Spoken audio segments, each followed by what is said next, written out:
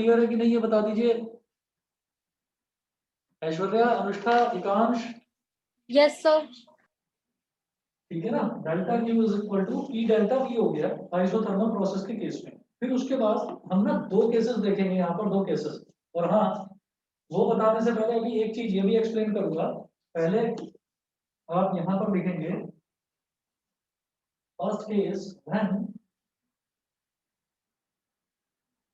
Gas expands isothermally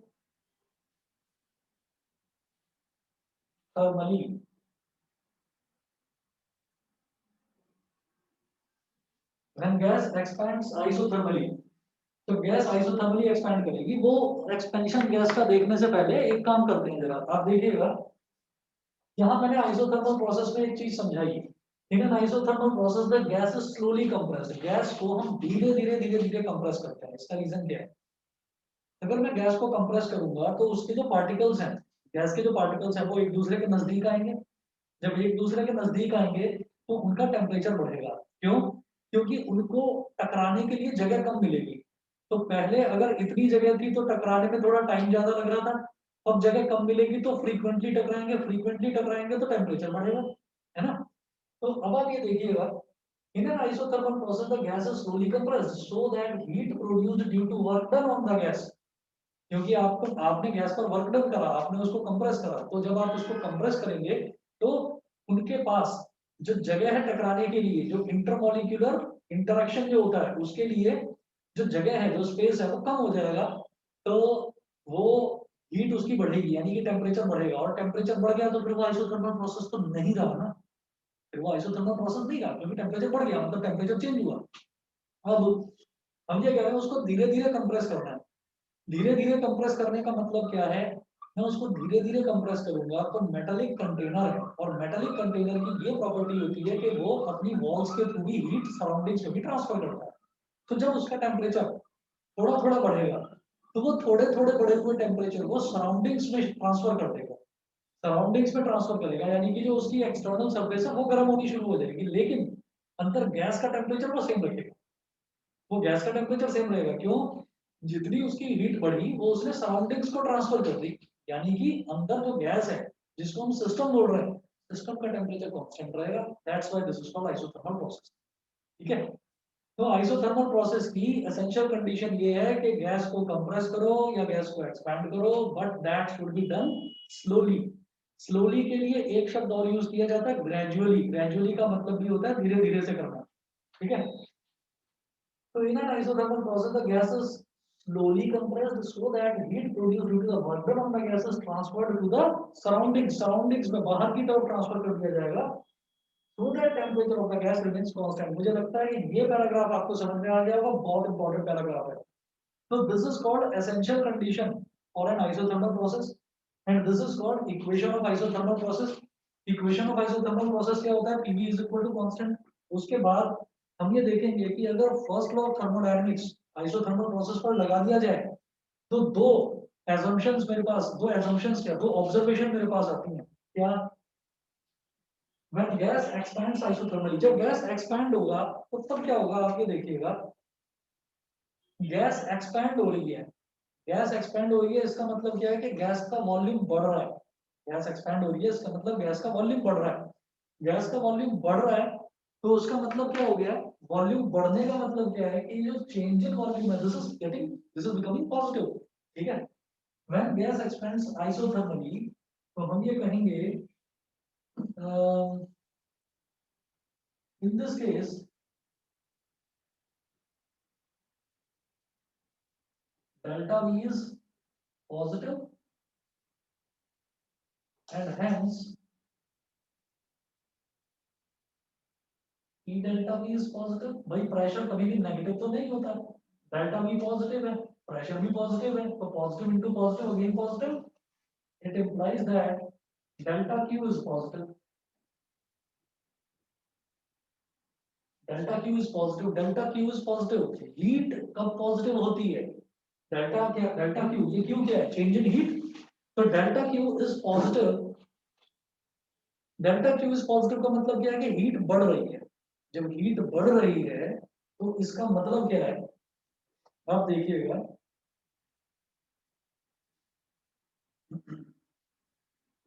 heat बढ़ेगी कब? Heat तब बढ़ेगी जब work done on the system होगा।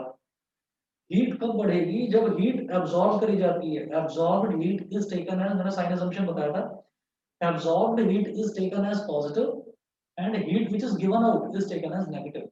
तो हम ये कहेंगे देयरफॉर, आप एक बार देख लीजिए, मैंने साइन कन्वेंशन लिखाया था, तो हीट एब्जॉर्ब होती है ना बेटा, वो पॉजिटिव होती है। तो यहाँ पर जब डेल्टा क्यू पॉजिटिव आ रहा है यानी कि हीट उसमें एब्जॉर्ब हो रही है, यानी कि सिस्टम को हीट दी जा रही है। साइन कन्वेंशन में heat absorbed bye a system is positive and heat given out bye a system is negative. तो हम ये कहेंगे therefore heat equivalent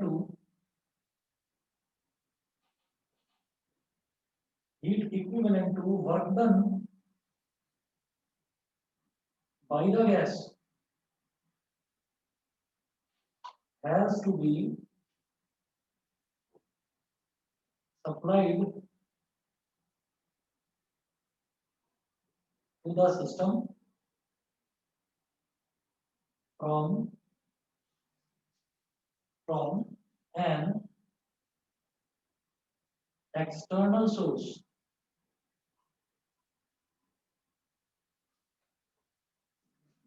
अब आप कहेंगे heat equivalent to work done by the system, ऐसा क्यों कहा जा रहा है? अरे भाई, ये क्या है, पी डेल्टा वी, ये वर्क डन ही तो है ना? तो हीट कितनी दी जाएगी? जितना गैस वर्क डन कर रही है उतनी ही उसको हीट दी जाएगी। क्यों उतनी ही हीट देंगे? ताकि उस पर मतलब, क्योंकि उस वो जो है हीट अब्सॉर्ब करेगा। हीट अब्सॉर्ब क्यों करेगा? क्योंकि डेल्टा क्यू हमारा पॉजिटिव आ रहा है, ठीक है ना? जब डेल्टा क्यू पॉजिटिव आ रहा है तो इसका मतलब heat should be given to the system, भाई हीट उसको सिस्टम को मिलनी चाहिए। बताइए, इतना क्लियर है सभी को? इतना क्लियर है? बताइए कनिष्का, समक्ष, ईशान, बताइए बेटा, सर क्लियर एक है? और बार एक्सप्लेन कर दीजिए। एक बार और बता रहा हूँ, एक मिनट रुकिएगा। या एक काम करते हैं, इसका सेकंड पॉइंट भी लिखता हूँ, फिर दोनों से समझ में आ जाएगा।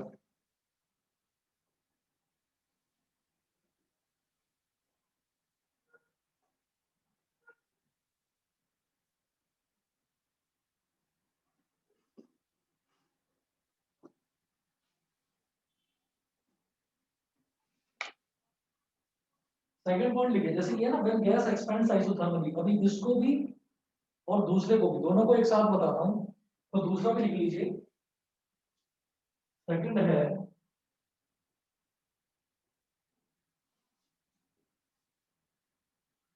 When gas is compressed isothermally,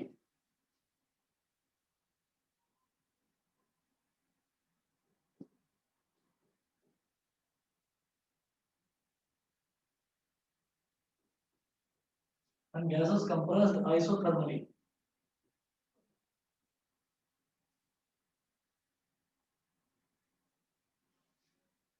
in this case, जब गैस को ना कंप्रेस किया जा रहा है, तो in this case delta we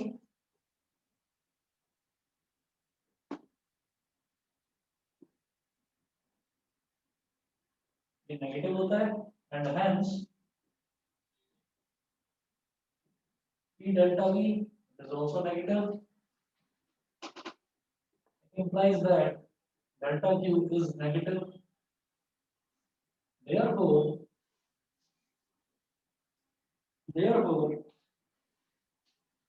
heat equivalent to work done on the heat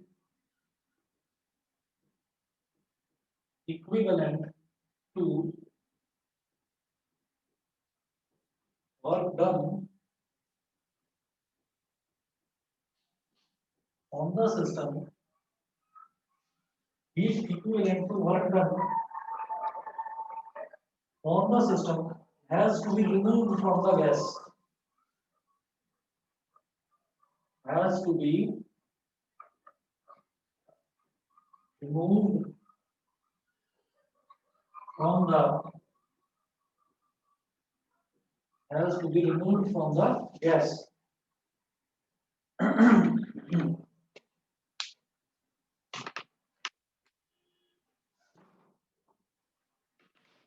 देखिए जी इसमें क्या है, when gas expands isothermally, इसका मतलब क्या है, isothermally का मतलब क्या है, keeping the temperature constant, temperature को कांस्टेंट रखते हुए जब गैस एक्सपैंड करता है, जब गैस एक्सपैंड करेगा तो बेटा उसका वॉल्यूम बढ़ेगा, वॉल्यूम बढ़ेगा यानी कि चेंज इन वॉल्यूम जो है वो पॉजिटिव है, वॉल्यूम का बढ़ना मतलब change in volume is positive. अच्छा, अब हम ये कहेंगे जब चेंज इन वॉल्यूम डेल्टा भी पॉजिटिव है तो प्रेशर पॉजिटिव होता ही है, प्रेशर कभी नेगेटिव नहीं होता, तो हम ये कहेंगे P इंटू डेल्टा वी, ये पॉजिटिव इंटू पॉजिटिव ये भी पॉजिटिव हो गया, because delta Q is equal to P delta V, तो इसका मतलब डेल्टा क्यू भी पॉजिटिव हो गया।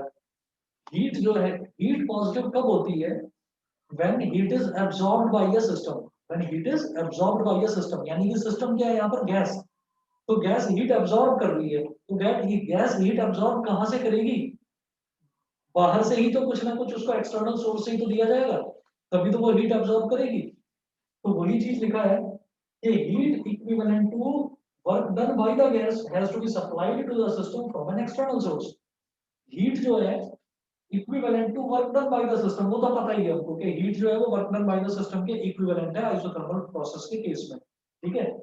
तो heat equivalent to work done by the gas has to be supplied to the system from an external source, बाहर से कहीं से उसको हीट सप्लाई करा जाएगा, तभी तो हीट हमारी पॉजिटिव आएगी, बिकॉज हीट एब्जॉर्ब वो कहां से करेगी, किसी एक्सटर्नल सोर्स से, तो एक्सटर्नल सोर्स उसको हीट सप्लाई करेगा।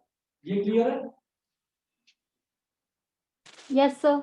ठीक है, अब बिल्कुल ठीक इसका उल्टा है, बिल्कुल ठीक इसका उल्टा है, when a gas is compressed isothermally, इसका मतलब क्या है कि अब work done by the gas नहीं है, work done on the gas है, क्योंकि गैस को कंप्रेस किया जा रहा है, तो गैस की खुद की प्रॉपर्टी होती है डिफ्यूज होने की, एक्सपैंड होने की।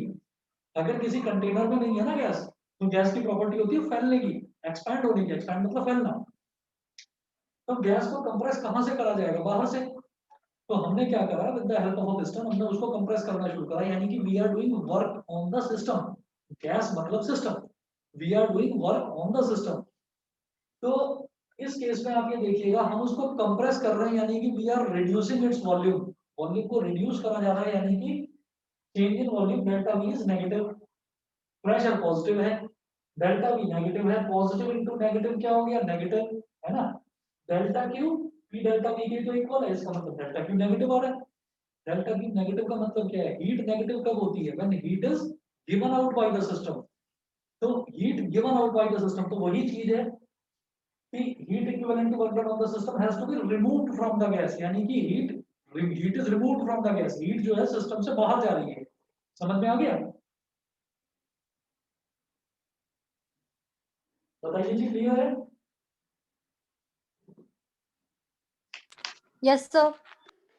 चलिए जी ठीक है, अब इसके बाद आइसोथर्मल प्रोसेस में हमारा आइसोथर्मल का जो लास्ट टॉपिक है वो है work done in an isothermal process.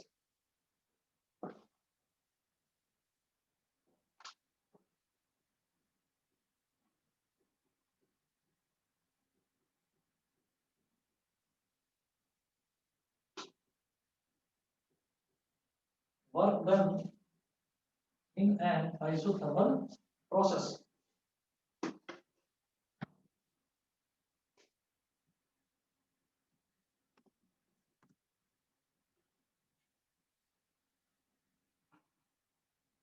Work done in an isothermal process, तो इसमें आप देखिएगा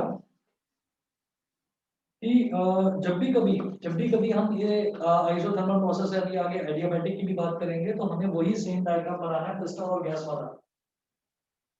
तो डायग्राम तो बेटा यही हो गया सेम,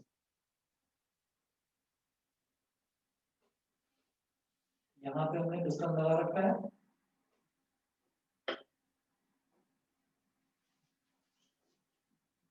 तो ओरिजिनली जो है पिस्टन यहाँ पर था,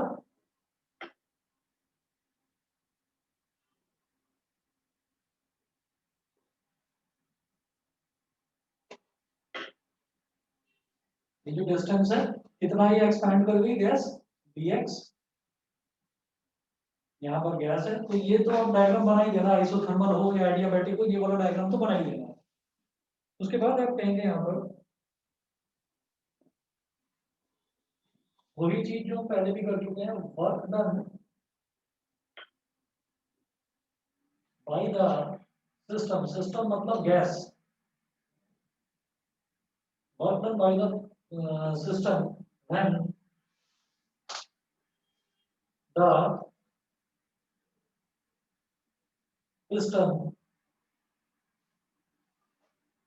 when the system moves up. तो क्या है, वही चीज है, work done dw is equal to force into displacement, और फोर्स क्या था, प्रेशर इनटू एरिया, और डिस्प्लेसमेंट कितना है, ये dx। और मैं आपको बता चुका हूँ ये a इंटू डी एक्स कितना हो जाएगा, dv, वॉल्यूम के बराबर। भाई a क्या हो गया, ऊपर जो सर्कल होता है, जो पिस्टन है, पिस्टन ऊपर से सर्कुलर होता है, तो सर्कल का area pi R square into height अगर करेंगे तो वो आपके पास सिलेंडर का वॉल्यूम आ जाएगा, तो उसको हमने बोल दिया dv।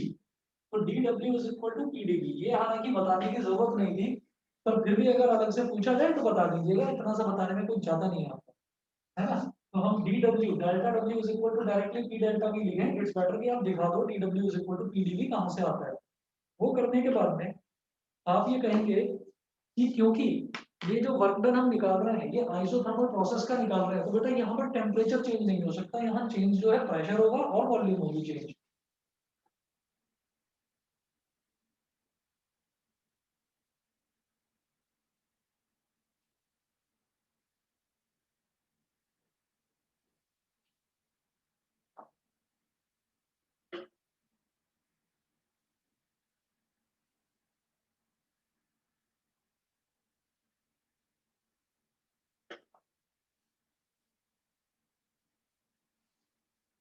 ठीक है, अब आप इसमें नोट करेंगे कि suppose the gas expends isothermally,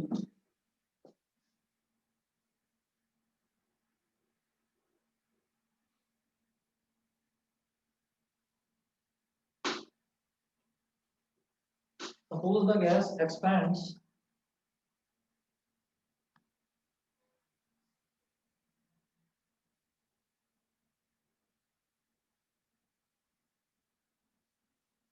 suppose the gas expands isothermally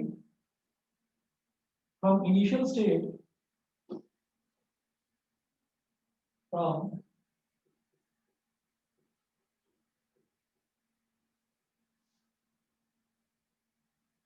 suppose the gas expands isothermally from initial state P1 V1 to the final state, from initial state P1 V1 to the final state P2 V2। मतलब initially pressure of the gas was P1 और volume of the gas was P1 V1 sorry, और फिर जब वो expand हुआ तो फिर उसकी वॉल्यूम बढ़कर V2 हो गई और प्रेशर बढ़कर P2 हो गया। ठीक है, total amount of work done will be then total amount of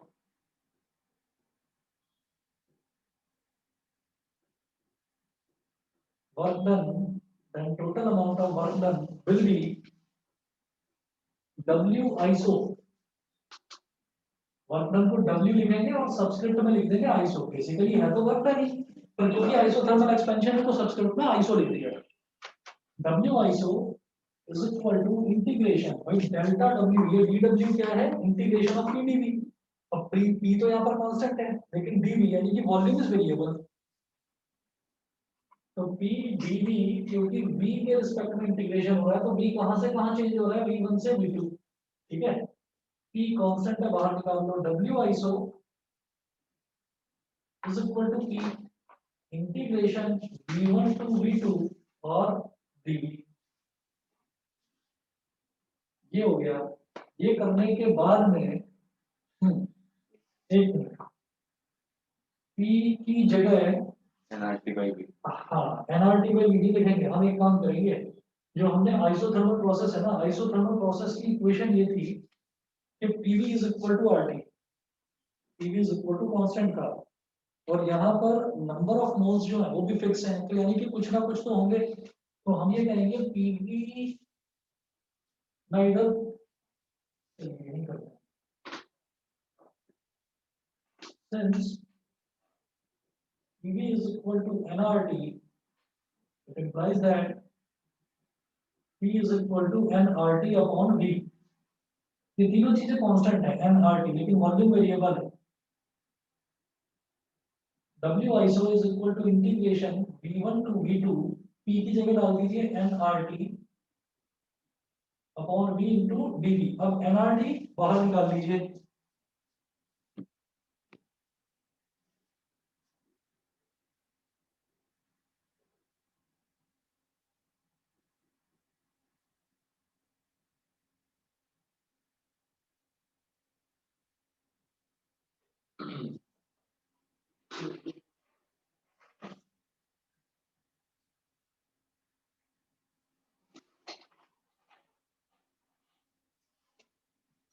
तो देखिएगा nRT मैंने बाहर निकाल दिया.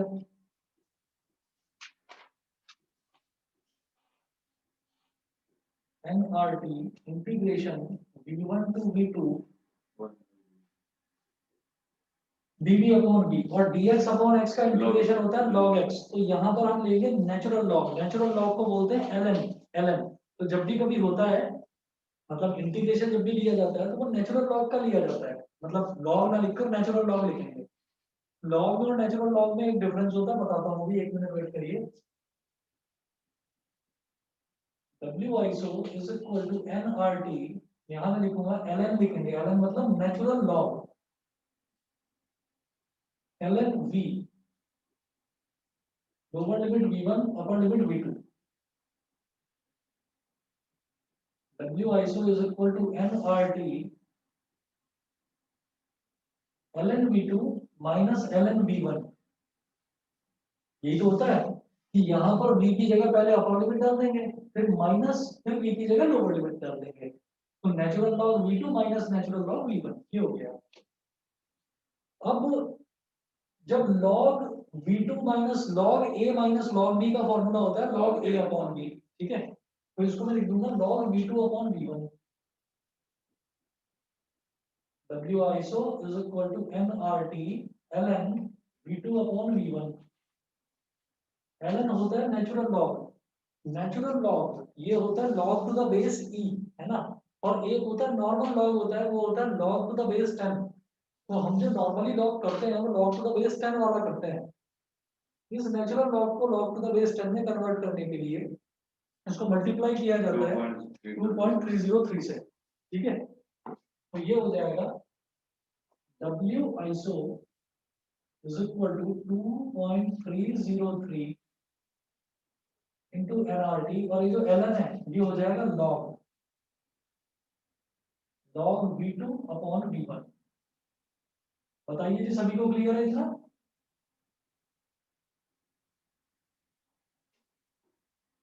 बताइए सभी को क्लियर है कि नहीं? सर लॉग के बेस में वो नहीं आएगा, मतलब क्या नहीं, वो लिखने की जरूरत नहीं है. हमने log लिख दिया ना, तो इसका मतलब ही log टू द बेस 10 है. अंडरस्टूड. हाँ, और जब ln लिख दिया तो इसका मतलब ही log to the base e है.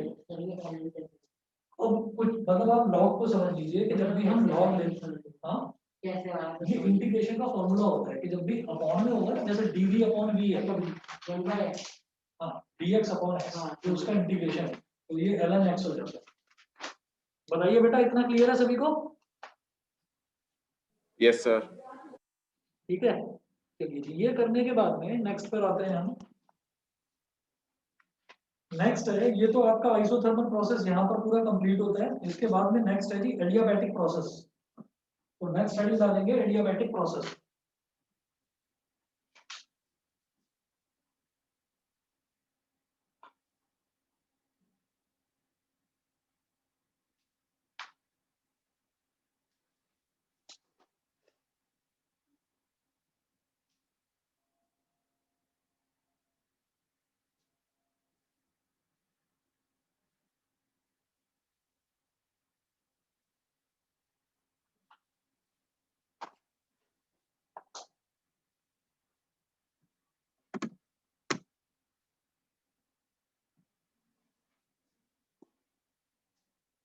Adiabatic process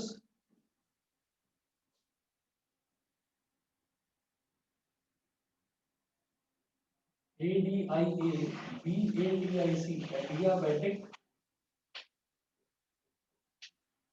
process.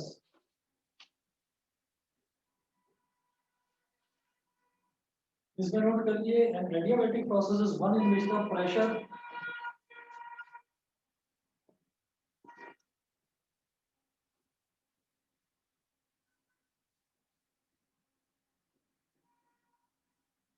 an adiabatic process is one in which the an adiabatic process is one in which the pressure, comma, volume and temperature of the system, comma, volume and temperature of the system, pressure, volume and temperature of the system change, but there is a system change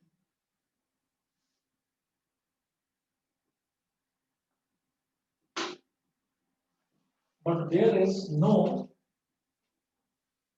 no exchange of heat between the system and surroundings, but there is no exchange of heat between the system and the surroundings.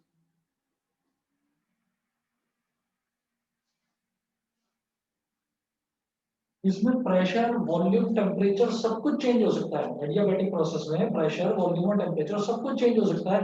बस एक चीज का ध्यान रखें कि किसी भी तरीके का हीट का एक्सचेंज नहीं होगा।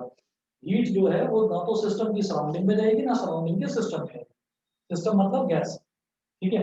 अब जरा देखिएगा एडियाबैटिक प्रोसेस में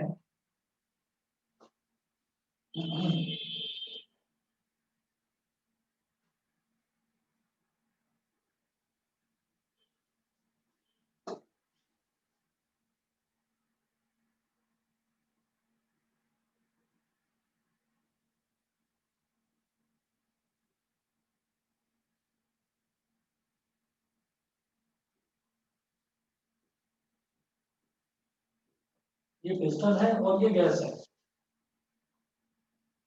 ठीक है। और इसकी जो वॉल है, वॉल बना लीजिए यहाँ पर ऐसे सिस्टम की।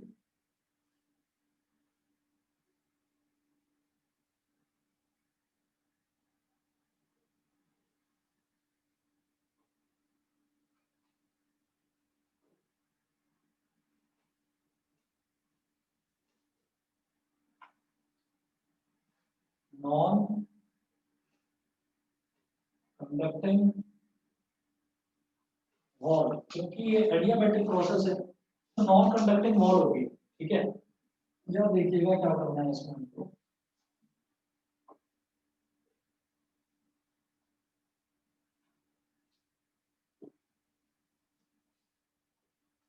दो चीजें देखूंगा एडियाबैटिक प्रोसेस में, दो चीजें देखेंगे। एक तो ये देखेंगे कि गैस एक्सपेंड कैसे हो रही है और एक ये देखेंगे कि गैस कॉन्ट्रैक्ट कैसे हो रही है। प्रेशर, वॉल्यूम, टेम्परेचर सब कुछ चेंज हो सकता है, बस हीट जो है वो यहाँ की बाहर और बाहर के अंदर नहीं है, क्योंकि एडियाबैटिक वॉल लगी हुई है यहाँ पर, एडियाबैटिक प्रोसेस है। तो देखिएगा यहाँ पर है suppose the gas is allowed to expand very quickly. Isothermal में गैस को एक्सपैंड और कॉन्ट्रैक्ट, कंप्रेस दोनों बहुत स्लोली स्लोली करा जाता था, यहाँ पर क्विकली करेंगे। Suppose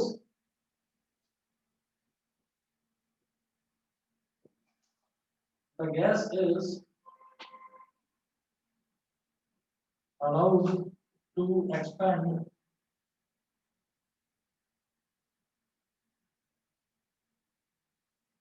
suppose the gas is allowed to expand very quickly,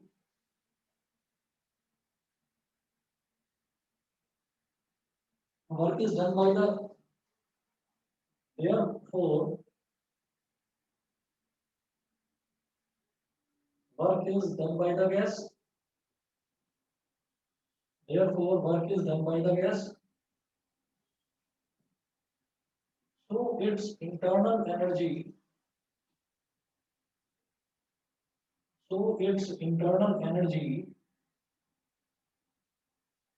decreases.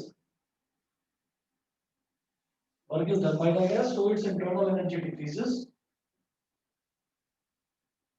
As the heat cannot enter the system, as the heat cannot enter the system, as the heat cannot enter the system, so the temperature of the gas falls.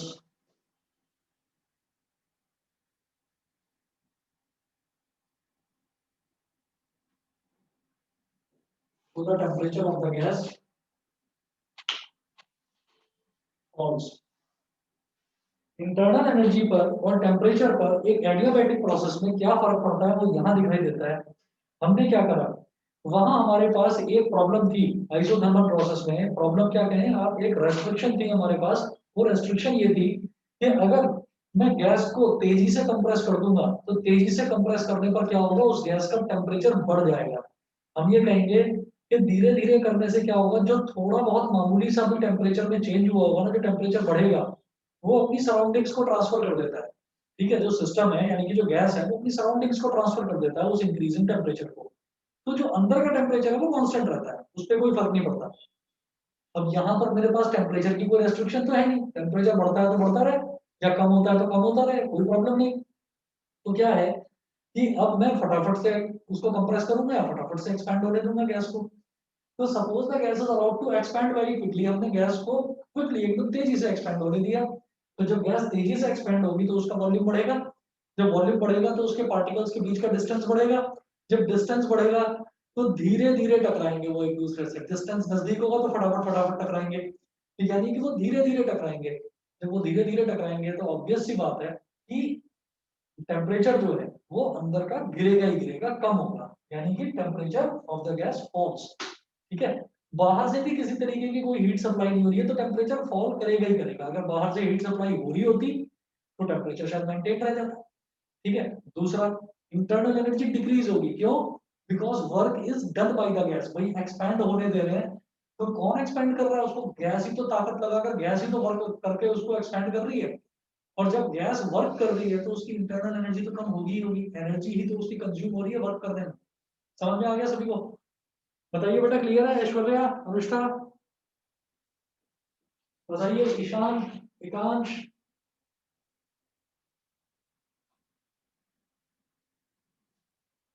आवाज नहीं आ रही है किसी को भी?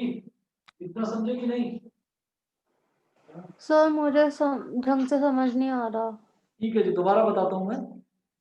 कोई भी दिक्कत हुआ करे दोबारा पूछ लिया करो। देखिए, हमने ये कहा कि एडियाबैटिक प्रोसेस में क्या है, एडियाबैटिक प्रोसेस में किसी भी तरीके की एक्सचेंज ऑफ हीट नहीं होगी सराउंडिंग्स के साथ में। हमने इस गैस को सडनली एकदम से क्विकली हमने इसको एक्सपैंड होने दिया। जब गैस एक्सपैंड होगी तो यानी कि गैस वर्क कर रही है, work is done by the gas. क्योंकि गैस एक्सपैंड हो रही है so it's internal energy decreases. इस वजह से उसकी जो इंटरनल एनर्जी है वो डिक्रीज हो जाएगी, क्योंकि गैस वर्क कर रही है। जब कोई भी सब्सटेंस वर्क करता है तो उसकी जो अंदर की एनर्जी है, जो इंटरनल एनर्जी है, वो रिड्यूस होती ही होती है। काम करने में इंसान थकता है, तो same is the case with gas, कि वो जब काम कर रही है, जब वो वर्क कर रही है तो इसका मतलब उसकी एनर्जी रिड्यूस होगी। ये समझ गए इतना? Yes sir. उसके बाद अगला देखते हैं, as the heat cannot enter the system. अब जब वो एक्सपैंड हो रही है तो उसके जो पार्टिकल्स हैं, उसके पार्टिकल्स के बीच का डिस्टेंस बढ़ रहा है, तो जो उसके पार्टिकल्स हैं वो टकराने में थोड़ा ज्यादा टाइम लेंगे। जब ज्यादा टाइम लेंगे तो फिर टेम्परेचर जो है वो रिड्यूस होगा, है ना? अगर कम टाइम लेते तो जल्दी जल्दी जल्दी जल्दी फ्रीक्वेंटली टक्कर लगती है आपस में कोलिजन फ्रीक्वेंटली होता। तो अब क्या है कि अब टाइम ज्यादा लग रहा है टकराने में, क्यों? क्योंकि गैस एक्सपैंड हो चुकी है, उसको ज्यादा स्पेस मिलेगा टकराने के लिए। ठीक है, तो टेम्परेचर उसका फॉल करेगा, गैस का राइज नहीं करेगा। समझ गए? Yes sir. उसके बाद जस्ट इसका उल्टा देखिए। हाँ, एडियाबैटिक बोल रहा हूँ, एडियाबैटिक प्रोसेस। ये वॉल एडियाबैटिक वॉल है। और एडियाबैटिक वॉल का मतलब होता है कि यहाँ से बाहर हीट नहीं जा सकती और बाहर से अंदर हीट नहीं जा सकती, इंसुलेशन है एक तरह से। उसके बाद देखिएगा नेक्स्ट उसमें पॉइंट लिखेंगे, now if the gas is suddenly compressed, now if the gas is suddenly now if the gas is suddenly compressed,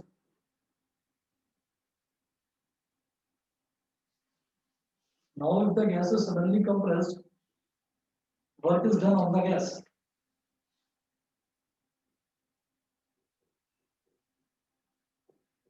Work is done on, now if the gas is suddenly compressed, work is done on the gas. This increases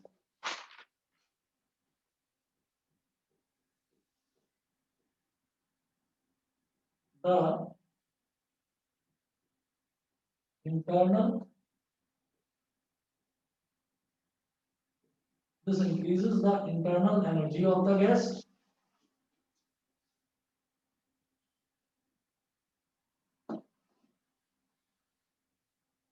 And since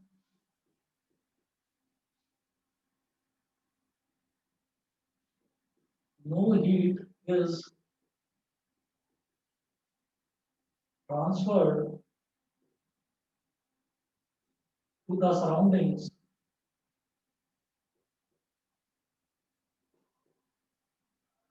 so temperature of the gas increases.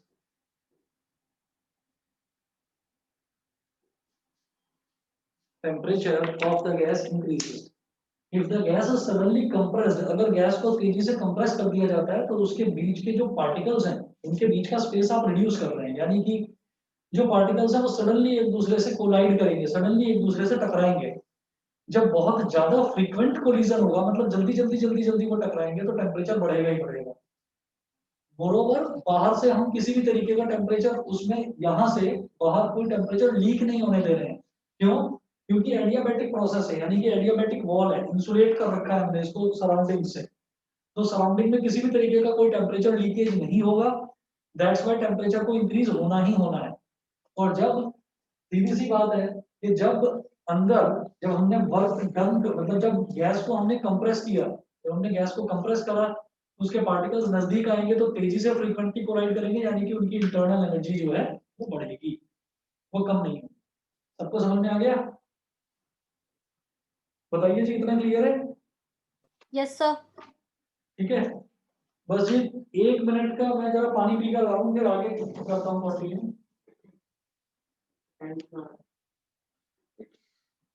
इसका work done, इसके बाद work हाँ done, उसके बाद तो फिर तो PV हो, उसमें इनका रिलेशंस का जरूरत पड़ेगी, है ना? पीवी हो, पीवी की पावर गामा ऐसे तो gamma adiabatic relations between P V and T, इसमें हम ये कहेंगे according to first law of thermodynamics,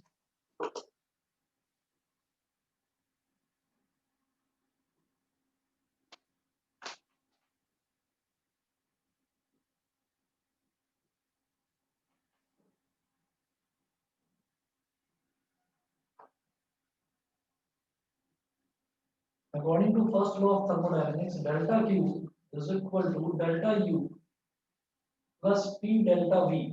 यही था, delta U plus P delta V ये था। अब आप ये देखिएगा कि हमने एक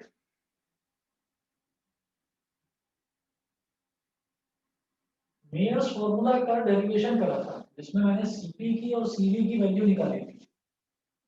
molar specific heat at constant volume, molar specific heat at constant pressure, तो हमने वैल्यू निकाली थी। तो आप ये देखिएगा कि since Cp is equal to delta U by delta T, हमने ये चीज प्रूव करी थी वहां पर, Cp नहीं sorry Cv, CV is equal to delta U upon delta T। हमने ये निकाला था molar specific heat at constant volume, ये निकाला था। तो CV is equal to delta U upon delta T था, तो यहाँ से delta U की वैल्यू क्या आ जाएगी, CV delta T। It implies that delta U is equal to CV delta T। Therefore,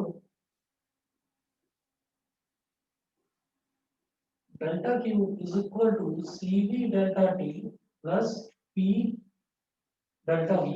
यहाँ तक समझ गए? CV delta T plus P delta V, ये हो गया। उसके बाद हम ये कहते हैं कि for an adiabatic process, for an adiabatic process delta Q is equal to 0, क्योंकि हीट ना तो अंदर आ सकती है ना हीट बाहर जा सकती है, तो चेंज इन हीट कितना हो गया, 0 के बराबर, है ना। तो CV delta T plus P delta V is equal to 0. It implies that CV dt plus P dV is equal to 0। भाई डेल्टा T को dt लिख सकता हूँ और डेल्टा V को dV लिख सकता हूँ। यहाँ तक क्लियर है बेटा, बताइए।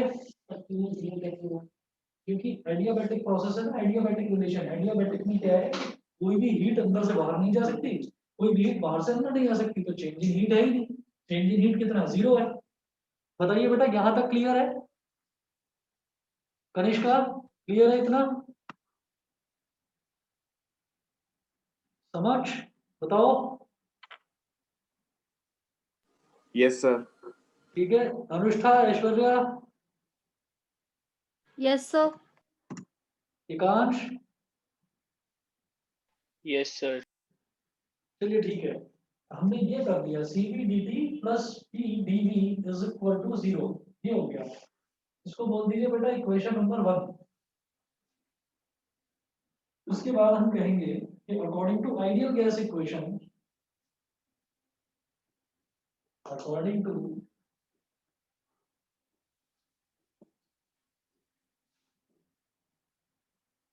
Ideal gas equation for 1 mole of a gas, PV is equal to RT। PV is equal to RT। अब हम क्या करेंगे, differentiate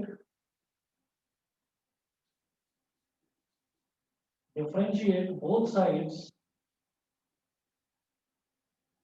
differentiate both sides with respect to capital T। Capital T के रिस्पेक्ट में दोनों तरफ डिफरेंशिएट करिए। तो सबसे पहले क्या होगा, यहाँ पर प्रोडक्ट रूल लगेगा, है ना। तो मैं कहूंगा P dV by dt plus V dt by dt। P as it is और V को T के रिस्पेक्ट में डिफरेंशिएट करा, कैपिटल T के रिस्पेक्ट में, तो dV by dt plus V as it is, फिर P को T के रिस्पेक्ट में डिफरेंशिएट करा, इज इक्वल टू यहाँ पर R है और ये क्या हो जाएगा, dt by dt। क्योंकि देखिए R होता है यूनिवर्सल गैस कांस्टेंट, तो R तो कांस्टेंट ही होता है। तो dt by dt, और dt by dt कितना हो जाएगा बेटा, 1, 1 हो जाएगा। यहाँ से मैं ये कहूंगा P dV plus V dt upon dt, क्योंकि इधर भी डिनोमिनेटर में dt है, इधर भी डिनोमिनेटर में dt है, तो dt कॉमन आ गया denominator, is equal to R। यहाँ से आप dt की वैल्यू निकाल लीजिए।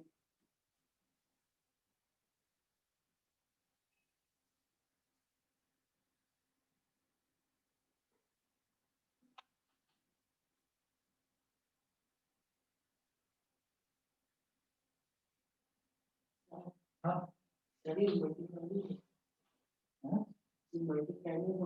तो ये प्रोडक्ट रूल में बीच में एडिशन आता है ना, पहले ये फंक्शन, ये वाला जो वेरिएबल है एज इट इज, इसका डिफरेंशियल तो कर दिया P एज इट इज और dV by dt कर दिया, plus V as it is और dt by dt, product rule याद है ना। अब यहाँ से बेटा dt की वैल्यू निकालूंगा, तो dt क्या हो जाएगा, it implies that dt is equal to PdV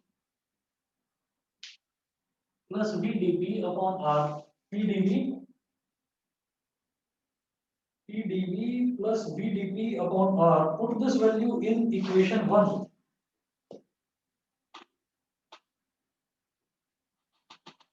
Put this value in equation 1. इस वैल्यू को आप यहाँ इक्वेशन 1 में सब्स्टिट्यूट कर दीजिए तो CV तो एज इट इज VT की जगह ये डाल दो PdV plus VdP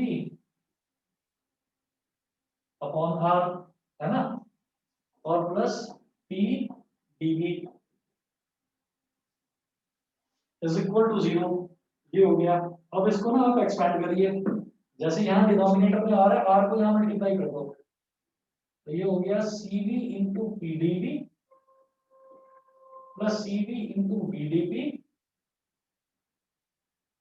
plus PdV RPdV, sorry RPdV मतलब R को यहाँ मल्टीप्लाई कर दिया हमने, पूरे का एलसीएम ले लिया इज इक्वल टू 0। ये हो गया। ये करने के बाद ये जो R है ये तो यहाँ चला जाएगा, 0 से मल्टीप्लाई हो जाएगा, और न्यूमरेटर में देखो एक तो ये है टर्म dV वाली और एक ये है टर्म dV वाली, तो CV इंटू VdP को एक तरफ लिख लो, CV multiplied by VdP plus यहाँ पर आप लिखेंगे CV into P plus RP और dV ले लिया बाहर इज इक्वल टू 0, क्योंकि R भी इधर जाकर मल्टीप्लाई हो गया। और फिर हम क्या करेंगे, CV इंटू VdP प्लस इधर भी P मल्टीप्लाई हो रहा है, इधर भी P मल्टीप्लाई हो रहा है, तो P को बाहर निकाल लो, CV प्लस R रह गया अंदर और P को बाहर निकाल दिया, ये हो गया PdV इज इक्वल टू 0। अब हम जानते हैं भाई Mayer's formula, by Mayer's formula Cp minus Cv is equal to R. It implies that Cp is equal to Cv plus R. तो ये जो Cv plus R है इसकी जगह मैं Cp लिख सकता हूँ, therefore Cv into VdP plus Cv plus R की जगह लिखेंगे Cp, Cp into PdV is equal to 0। यहाँ तक नोट कर लीजिए, यहाँ तक ना समझ में आया हो, किसी को भी कोई भी पॉइंट ना समझ में आया हो तो प्लीज बताना। मेरा फॉर्मूला भी कल या परसों करवाता है, कल ही करवाता है। Cp minus Cv is equal to R होता है, तो Cp क्या हो गया Cv प्लस R, है ना, तो Cv प्लस R की जगह मैंने लिख दिया Cp, Cp into PdV is equal to 0। ठीक है, यहाँ तक करने के बाद मैं कहूंगा dividing both sides by Cp PV, dividing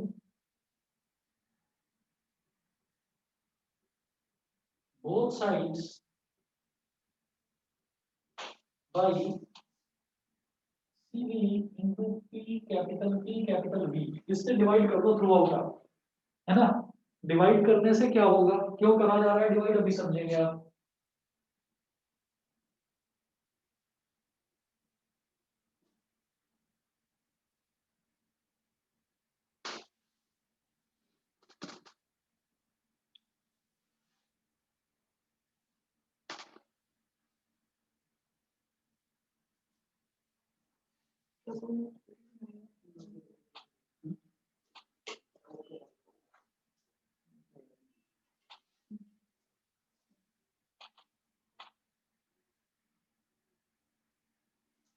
देखिए मैं इसको CV इंटू PV से डिवाइड कर रहा हूँ तो क्या हो जाएगा CV इंटू VdP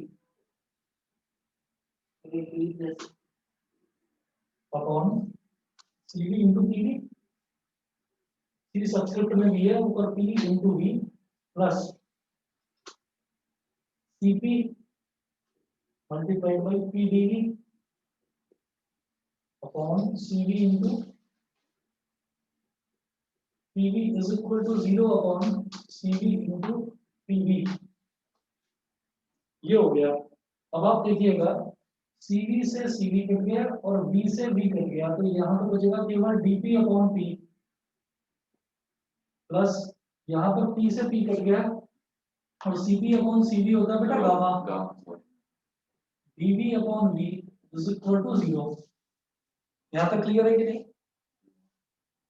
बताया था ये कांस्टेंट होता है, CP अपॉन CV की वैल्यू गामा होती है। मैं यहाँ तक एक बार दोबारा आप सभी से पूछ रहा हूँ, बताइए जी यहाँ तक क्लियर है सभी को? Yes sir. ठीक है, बताइए कनिष्का, समक्ष, एकांश, Yes, sir. ठीक है, ऐश्वर्या, Yes, sir. ठीक है जी। इसके बाद देखिएगा, ये करने के बाद में हमने यहाँ तक कर लिया, यहाँ तक करने के बाद हम कहेंगे integrating both sides, integrating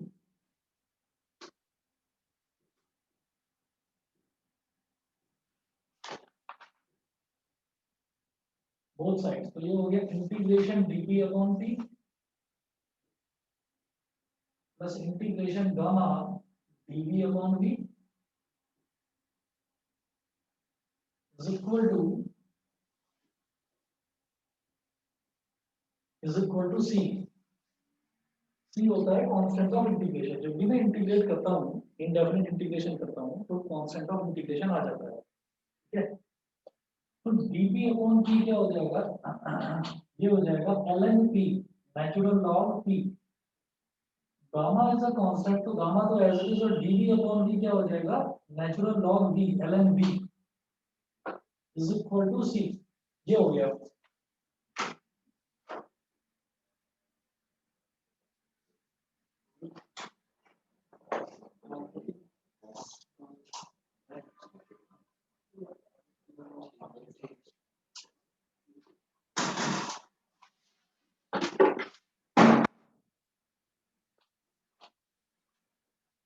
derivation पूछी जाती है। हाँ, कभी तो करवा रहा हूँ। हाँ, तो ये हो गया ln P plus gamma ln V is equal to C। अब जब भी लॉग से पहले कोई टर्म लिखी जाती है, तो वो बाद वाली टर्म की पावर में आ जाती है। ln P plus ln V की power gamma is equal to C। और जब log P, ln क्या है? नेचुरल लॉग ही तो है एक तरह से, तो जब log P log A plus log B होता है, तो वो log A into B हो जाता है। तो ये हो जाएगा ln P into V की power gamma is equal to C। और log का जब एंटी लॉग लिया जाता है, मतलब ये लॉग, ये जो नेचुरल लॉग है, जब ये इधर चला जाएगा तो e की पावर C बन जाएगा। P into V की power gamma is equal to E की पावर C। तो P into V की power gamma is equal to K। हाँ, where K is equal to E की पावर C। तो K एक कांस्टेंट है, P into V की power gamma is equal to K। बताइए जी, ये क्लियर है सभी को? फोटो किसकी? स्क्रीनशॉट? अभी ले लो।